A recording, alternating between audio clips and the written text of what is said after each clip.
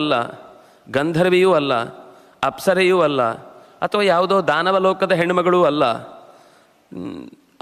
ಅವಳಿಗೆ ಚಂದದ ಒಂದು ವ್ಯಕ್ತಿತ್ವವನ್ನು ಇಲ್ಲಿ ತನಕ ನಾವ್ಯಾರೂ ಕಂಡಿಲ್ಲ. ಮನುಷ್ಯ ಲೋಕದಲ್ಲಿ ಇರಲಿಕ್ಕಂತೂ ಅದು ಸಾಧ್ಯವೇ ಇಲ್ಲ. ಅಂಥವಳೊಬ್ಬಳು ರಾಮನ ಜೊತೆಗಿದ್ದಾಳೆ. ಅವಳನ್ನು ಅಪಹರಿಸು. ತಸ್ಯಾಪಹರ ಭಾರ್ಯಾಂ ತ್ವಂ ಪ್ರಮಥ್ಯ ಚ ಮಹಾವನೇ. ಕಾಡಿನಲ್ಲಿ ಬಹಳ ಬೇಕಾದಷ್ಟು ಅವಕಾಶಗಳು ಸಿಗ್ತಾ ಇರುತ್ತೆ ಅಪಹಾರ ಮಾಡಲಿಕ್ಕೆ. ಅವರಿಲ್ಲದೆ ಇರುವ ಸಮಯವನ್ನು ಗೊತ್ತುಪಡಿಸಿಕೊಂಡು ಅಪಹಾರ ಮಾಡು. ಸತಯಾರ ಹಿತಃಕಾಮಿ.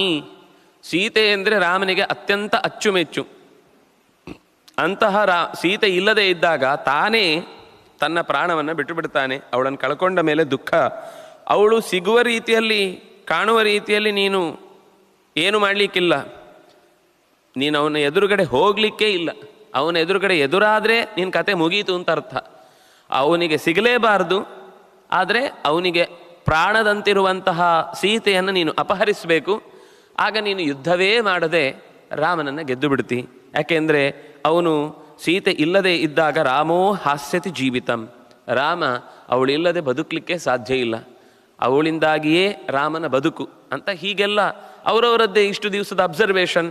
ಅಂದಷ್ಟು ಪ್ರೀತಿಸ್ತಾ ಇದ್ದ, ಅಷ್ಟು ಅವಳನ್ನು ಅಂದರೆ ಎಷ್ಟು ನೋಡಿದ್ದಾನೆ ಅಂತ. ಅವಿಕಂಪನ ಈ ಎಲ್ಲವನ್ನು ಸಾಮಾನ್ಯವಾಗಿ ನಮ್ಮ ಪಾಡಿಗೆ ನಾವಿದ್ದೇವೆ ಅನ್ನೋದು ನಾವು ಯೋಚನೆ ಮಾಡ್ತಾ ಇದ್ದರೂ ನಮ್ಮ ಪ್ರಸಿದ್ಧಿ ಅಥವಾ ಕಾರ್ಯಚಟುವಟಿಕೆ ಅಥವಾ ಸಮಾಜದಲ್ಲಿರುವ ಬೆಳವಣಿಗೆ ಇದನ್ನು ಗಮನಿಸುವ 1000 ಕೋಟಿ ಕಣ್ಣುಗಳು ಬೇರೆದೇ ರೀತಿಯಿಂದ ನಮ್ಮನ್ನು ಸ್ಕ್ಯಾನ್ ಮಾಡ್ತಾ ಇರ್ತವೆ. ಅದರಿಂದಾಗಿ ನಮ್ಮ ಕರ್ತವ್ಯವನ್ನು ಮಾಡಿಕೊಳ್ಳುವುದರ ಜೊತೆಗೆ ನಮ್ಮ ರಕ್ಷಣೆಯ ಹೊಣೆಗಾರಿಕೆಯೂ ಇರಬೇಕು. ಅದನ್ನು ರಾಮ ಮುಂದೆ ಹೇಳ್ತಾನೆ.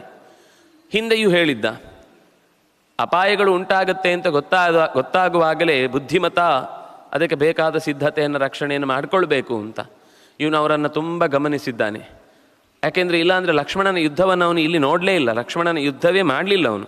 ಹಾಗಿದ್ರೂ ಲಕ್ಷ್ಮಣ ಯಥಾವತ್ತಾಗಿ ರಾಮನ ಪಡಿಯಚ್ಚು ಅವನೂ ಯುದ್ಧ ಮಾಡಿದರೆ ಯಾರೂ ಕೂಡ ಅವನ ಎದುರುಗಡೆ ನಿಲ್ಲಿಕ್ಕೆ ಸಾಧ್ಯ ಇಲ್ಲ ಅಂತ ಹೇಳ್ತಾ ಇದ್ದಾನೆ. ಅಂದರೆ ಈ ಹಿಂದಿನ ಲಕ್ಷ್ಮಣನ ಕ್ರಿಯೆಯನ್ನು, ಅಶೂರ್ಪಣಕೆಯ ಮೂಗು ಕಿವಿಗಳನ್ನು ಕತ್ತರಿಸುವ ಹೊತ್ತು ಅವನ ವೇಗ, ಅವನು ಅಷ್ಟು ಚುರುಕಾಗಿ ಸೀತೆಯನ್ನು ಅವಳು ಕಬಳಿಸಬೇಕು ಅಂತ ಬಂದಾಗ ಮಾಡಿದ ಕಾರ್ಯ, ಇದೆಲ್ಲವನ್ನೂ ಕೂಡ ಗಮನಿಸಿದ್ದಾನೆ.